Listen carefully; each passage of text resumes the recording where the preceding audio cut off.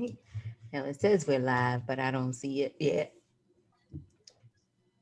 All right, I do see it now. And ladies, thank you so much for coming. Tonight we're gonna have a self-love conversation with a male.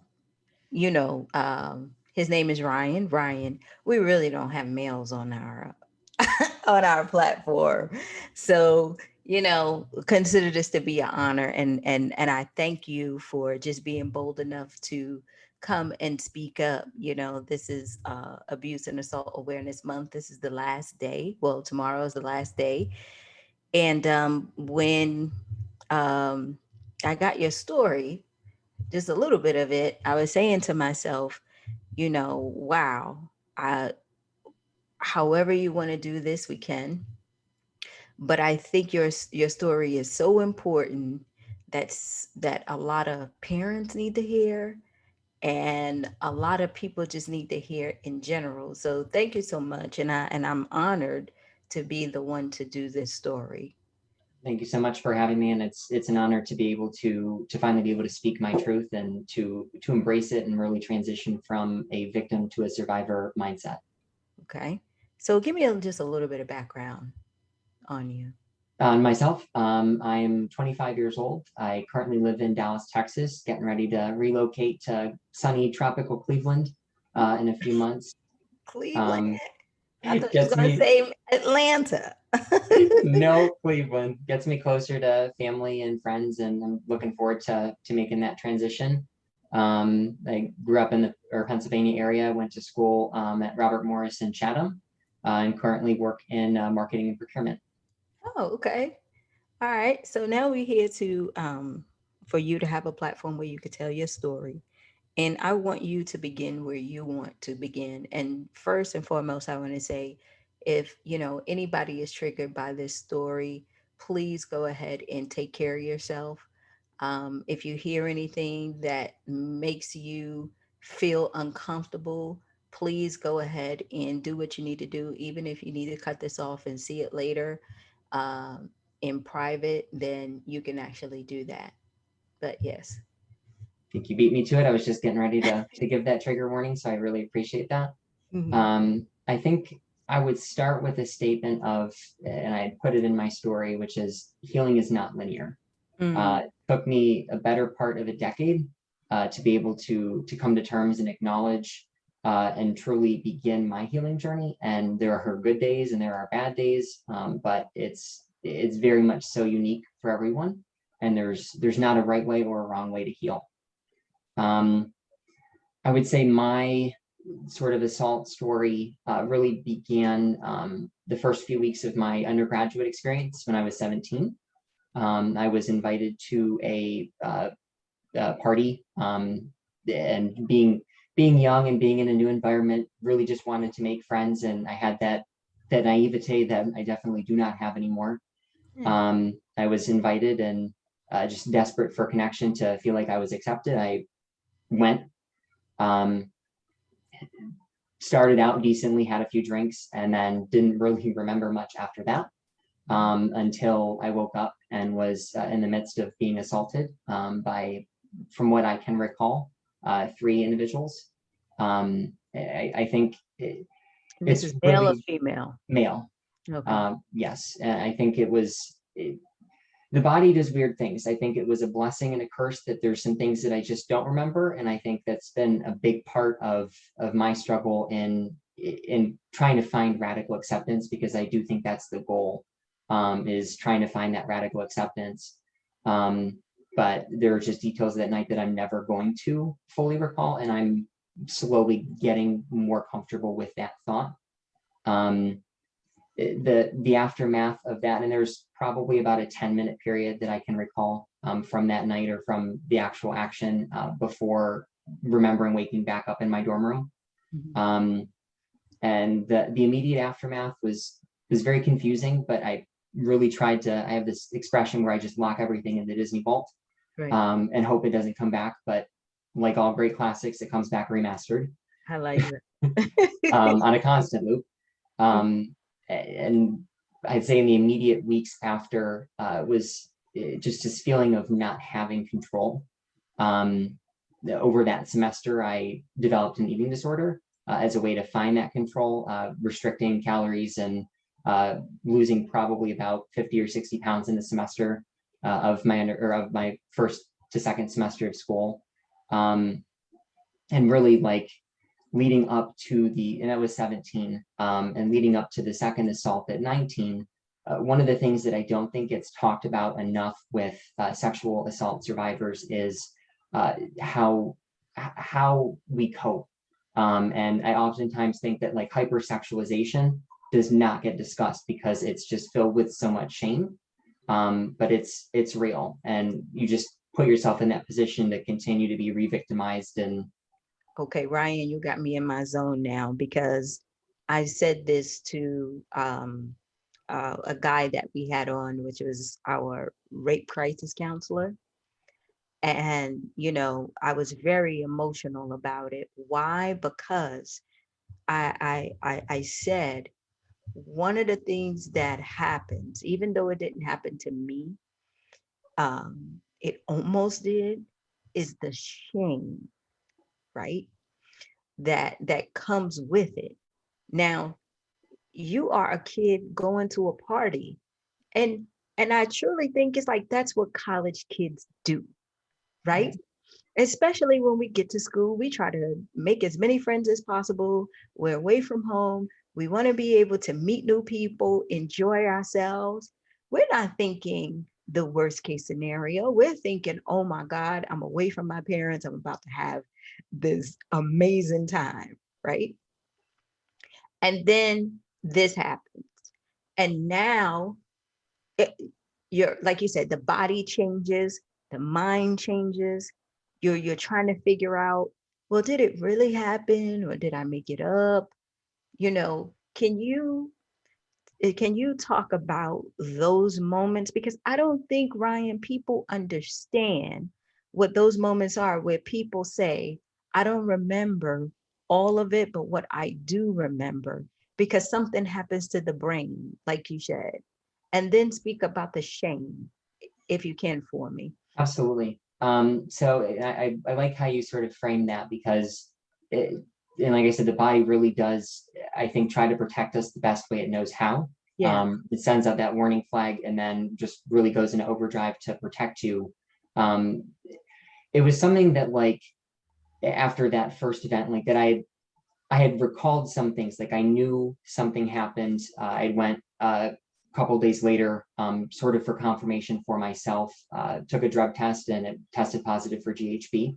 Mhm. And I'm like, I don't do GHB. So it was the confirmation that I needed to validate that that experience happened. But a lot of the details really didn't come back until this past year, when I had a lot of time on my hands with COVID, being isolated and at home, and really just finally forced to sit with it. And then you get the flashbacks, and it's not all the time, but it's very much so often at night, and you sort of relive and replay those memories in vivid color from what you can, and it's the same thing. And there's a lot of shame that's involved, I think, in the immediate aftermath as well, where you feel so disgusting. I remember spending probably an hour a day in the shower just trying to wash off the experience, and just being so disgusted with myself, as I blamed myself for being so naive to go to this party. And then the immediate aftermath of coping with it by leaning into promiscuous activities and putting myself back into that sort of situation to get Because now re-victimized. you want to be able to have the control. But it's not really But control. it's You let really people not use you. control, right?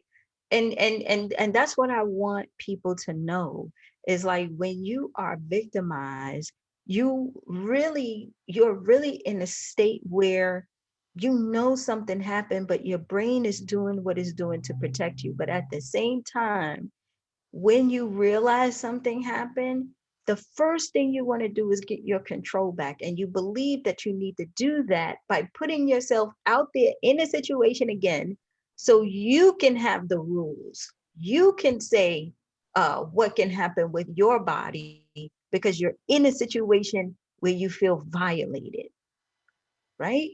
you're And trying to relive that in th- some way. It's, you don't know why you put yourself in a situation. It's never enjoyable. It's not that you're doing it to seek pleasure, but you continue to repeat these acts that on a logical level, is just, it's not helpful. It's not therapeutic. But in those moments of trying to regain, like you said, that control, it makes you feel empowered. But looking back, it wasn't. It was never really enjoyable. It just was something you did on repeat, which put me in that second situation a few years later, where I had withdrawn consent. Things were starting out, and I'm like, no, this is not. I'm leaving. And at that point, was held down and forcibly raped in a hotel room, and it was like there's a common theme of consent and not being able to give it within the first, and then having that consent stripped away, and just not listened to for the second assault. I think is another component of sexual assault and abuse that just is not discussed enough or truly really thought, because consent is something that you constantly need to make sure is there to reaffirm. And when it's not there, it's done. and can I ask you a question? And when you are in these situations, are you telling yourself everything is fine? That you are doing this because the person like you, or you're just having fun? Because I know a lot of people who have been assaulted. What they do is they try to say, well, I'm just going to live my life. I believe that I can do stuff on my terms now. Did you feel that way, or like what was the feeling for you? During those, and it was probably a good 2 or 3 year period where it was very much so just constant turnover, and it was about Mhm. control. It was that I was doing this because I had told myself that I was consenting to this and I had wanted it, and it in a sick way made me feel empowered. But hindsight's 2020, and it's not a healthy thing. But that's a component of assault that it just does not get discussed, because then when you try to talk about it, there's the slut shaming and everything else that comes with it. And it's like, it's so much deeper than that. It's not about truly having enjoyable consensual sexual activities. It's working through trauma the best way you know how, and oftentimes it's you're running from your trauma through these activities. Absolutely.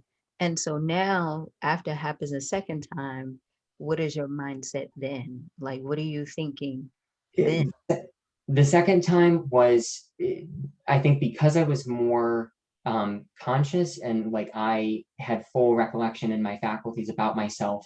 I mean, in the moment, it was very traumatic. Afterwards, though, I sort of again pushed that right back into the vault, with the mindset of, well, I put myself in this position. I knew that this was a potential outcome of my behaviors and my activities, and this was bound to happen, but it was something that was of my own doing. And I've carried that for a while, and finally you get to the point when you're ready to heal. You're like, no, that was I have no blame in that. Like, that was not because of anything that I did or wanted. My consent was stolen and ignored. Absolutely. And so now, COVID hits, you have all of last year, you're at home, and you start to reflect, right? And you're starting to see yourself in all of these situations. What was that process like, as far as basically the awakening? It was a year. 2020 was a year, I know, for many people for many reasons.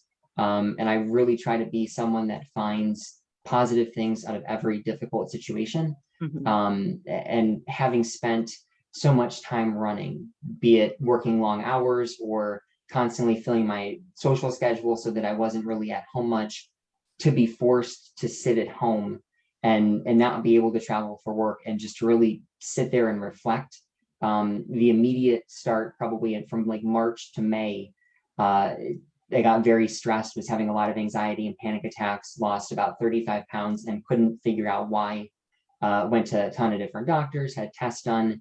And it really wasn't until about July or August when the flashback started hitting. And in living color of just waking up and screaming, or sitting at my desk during the day and just having complete like blackouts to where I'm hearing things and seeing things, and it was the constant things on repeat. Um, and it pushed me to finally seek help. And that's one of the things that there really is not a lot of for men, is resources or specialized programs that deal with the specific intricacies and that address the stigma of male survivors. And I was blessed enough to find an organization called Men's Healing, Mhm. where they have these workshops. And in September went, and there was 14 of us there, from all over the country, different ages, different stories. And I'll say it was very profound, especially wearing masks the whole time. So not really getting to see people's faces, Yeah. but understanding and just looking at someone and seeing the pain that people carry in their eyes. And that September was the first time I really was able to sort of vocalize, and even use the word rape. I've made jokes over the years to therapists. I've been sexually assaulted, but I've dealt with it. We don't need to go there. Right. No, I just ignored it, Mm. and pretended it didn't happen. And then when it's finally time to deal with it and to start healing, it's both a difficult thing to do, but I think one of the most rewarding things I've had to do. And as a man, it's so hard to find support because you have the stigma out there. Well, men don't talk, and men are naturally promiscuous, and this is kind of like what happens, and did it really happen, or did he really want it? It's kind of like being married and having no help for a woman who's being abused by her husband. And you're looking for so many support groups, but it's not until he beats your ass to death or kills you that the police or anybody can actually say, oh, well, there's nothing, now we can do something because she's brutally beaten or she's dead, right? So you're getting this help, which I'm very happy for you. And you're in this room when you see other people who have experienced what you have experienced. Does it give you some kind of ease, or did it really make you tense up more not to speak? I think initially I was reserved. I definitely was not the first one to volunteer at show and tell time. And then just listening to everyone's stories, ranging in the degree and severity of trauma. I think first when it got to my turn, there was just a sense of relief, and also just an understanding of trauma is not a competition. It is not about one person's trauma being worse or better than another. It's not a game you want to be playing, who's more messed up than you are. Right. Um, I do think that there's a lot of comfort in that solidarity, though, of being able to share this thin red thread of pain and trauma, and not having to have anyone question, or not having to violate your own boundaries that you're not comfortable with, because everyone there is going through the same thing, has gone through the same thing, and has those same unease about sharing. Right. And so now, how do you take care of yourself?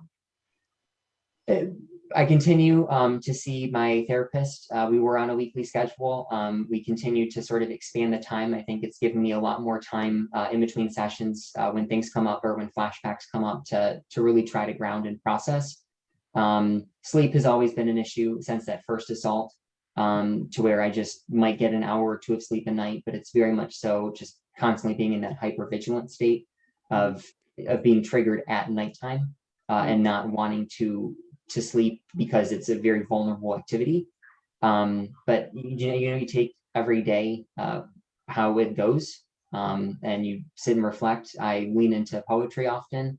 I don't force it though. When something comes to mind, I'll write a poem or write 10 in an evening, or I'll go for a walk, or I'll just let the flashback play out and try to process through it. Right. And I think I've been using this sort of healing journey as well to be more comfortable being vulnerable. I was Um, about to say, are you allowing yourself the room to be vulnerable and to know that what happened to you does not define you. There is more in you, because we get lost in the therapy too, where we feel like we can't move on unless we have, or we can't do this unless we have. That's why we have a lot of people who turn to drugs and turn to different things, because they just can't deal with it, even though they are trying to figure out how they can move on with their life. But I can say, just by hearing your story, that now that you're vulnerable and open and you have taken this step, not only are you helping so many people, Ryan, but it will also help you, because this is part of the healing process. You know what I'm saying? Because the more that you speak about it, and I tell our ladies this all the time, the more that you speak about it, the more empowering you become, because of the people that just show you this kind of love, right? Do you accept that love though? It's taken me a long time to get to that point, That's to okay. even to be vulnerable and to be open and to accept and let people in. And this it's very much so a byproduct of trauma of this nature, is your trust is just very much so shattered. And Yes. then to have that already fractured trust and vulnerability fractured again, you sort of just wall up and you live behind a facade of empty platitudes, and you don't give.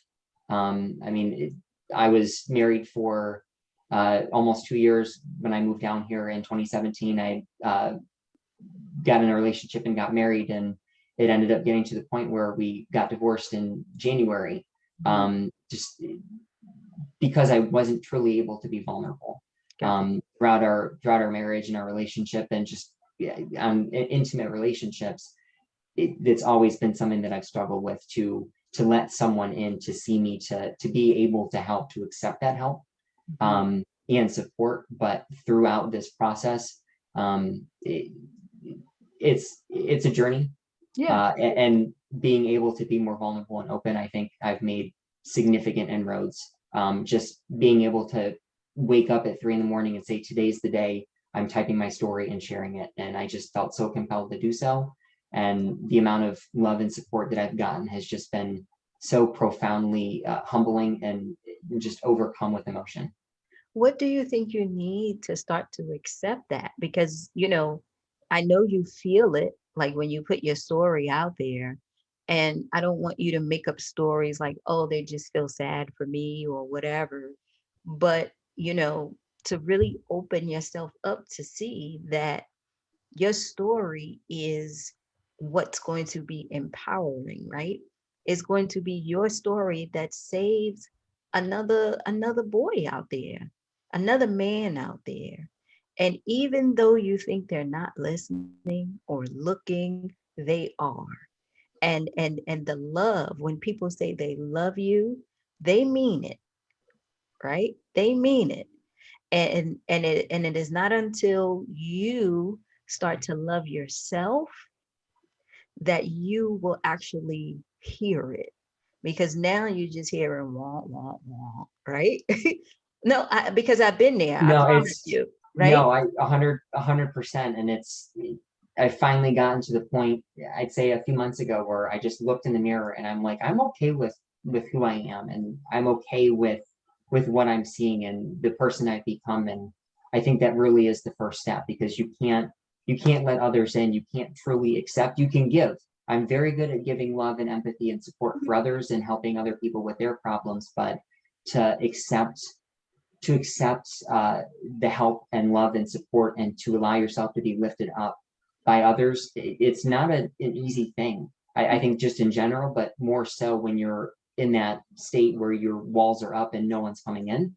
Mhm. But it, it fills me with warmth that I'm allowing myself to lean into that. And I will give you something. What I had to do was, when I looked at myself in the mirror, because that's what we say. What do you see when you look in the mirror? And I couldn't say anything. I just smiled. And I said, can I smile and look at my smile? And then when I look at my smile, can I accept and believe that I am smiling at me, right? Before you even start talking, you just look and you smile and you say, well, this feels okay. Because a smile does everything. It changes your mood, right? And you know what I did, Ryan? I just smiled every time I went to go brush my teeth or something like that. And I did that for 2 months before I can start speaking to myself when I went in the mirror, because it was hard, right? Because if we throw everything on ourselves, where it's just too much, my mind can't process that. But it all starts when you look at that man that you see in the mirror, and when you get to the point where you say, Ryan, I love you. Love you. And you know why I love you? I love you because you are resilient.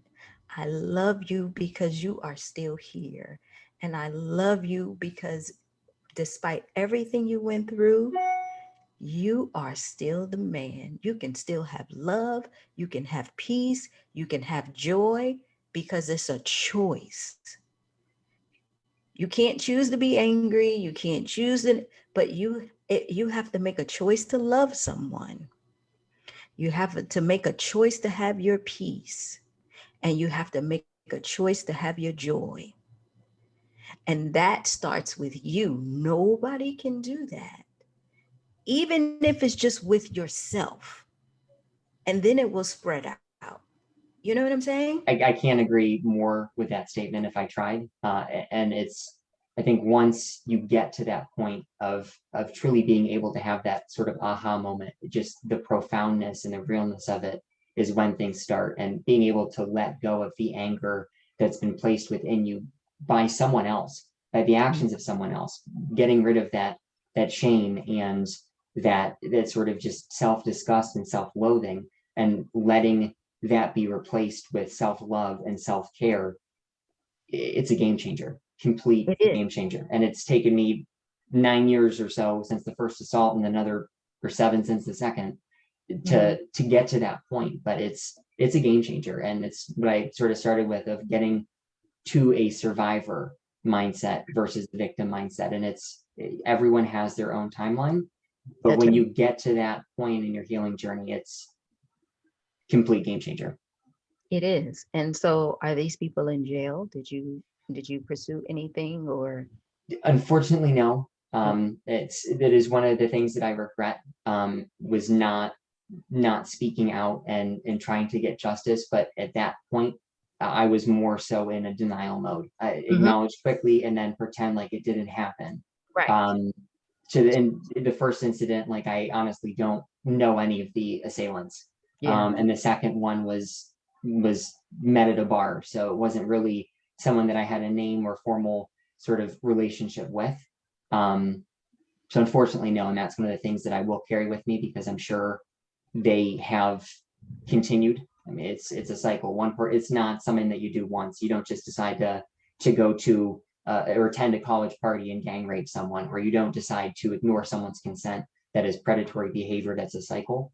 But I'm letting myself forgive myself for that too, and I think that's another component of healing, is forgiving yourself. Absolutely. And so for everyone who's listening, on my platform and who's sharing, what would you like to tell them? No one heals without a struggle, but when you get to find healing, it is so worth it. There are days where you're going to want to give up and stay stuck in this rut, but nothing therapeutic happens from that place of just being so down. Get up. Tomorrow's another day. Continue to persevere as best as you can.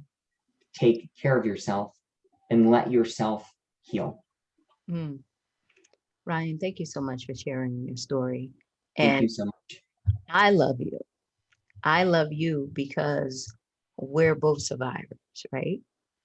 And mostly all the women on my platform are survivors. We've been through it. We say we celebrate the woman who overcame and became, right? And it's a true story because you can overcome and become, right? And so if there is anything that you need, you just let me know. And, even if you need the support or just to rant and rave, you don't know me, but we share a common thing, right? And then Amazing. that makes you my brother, and that makes me just give you more love, right? And you see, I wear love on my shirt. I love that shirt. I love it. I wear love on my shirt. So thank you Love it. so much. Okay. Thank you so much for allowing me the platform and holding the space for me to share my story. Absolutely. Anytime you want to come back, just let us know. Thank you. Okay. All right. Thanks. Have a great night. All right. You too.